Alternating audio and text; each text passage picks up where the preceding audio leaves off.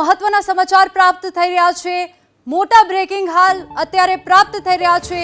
Patan MBBS વિદ્યાર્થીના મોત મુદ્દે 15 વિદ્યાર્થી સસ્પેન્ડ કરવામાં આવ્યા છે। મહત્વના સમાચાર ધારપુર મેડિકલ હોસ્પિટલમાં વિદ્યાર્થી સાથે રેગિંગની આશંકા વચ્ચે કાર્યવાહી થઈ હતી, જે બાદ અત્યારે 15 વિદ્યાર્થીઓને સસ્પેન્ડ કરવામાં આવ્યા છે।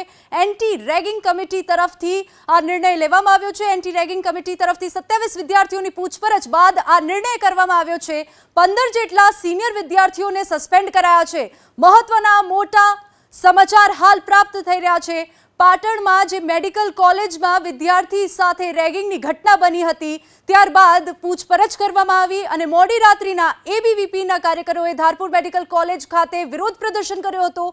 ત્યારબાદ વિરોધ પ્રદર્શન કર્યા બાદ પોલીસે 8 થી વધુ એબીવીપીના કાર્યકરોને ડિટેન પણ કર્યા અને હાલ જે સમાચાર પ્રાપ્ત થઈ રહ્યા છે તે સમાચાર પ્રમાણે પાટણ એમબીબીએસ વિદ્યાર્થીના મોત મુદ્દે 15 વિદ્યાર્થીઓને સસ્પેન્ડ કરવામાં આવ્યા છે।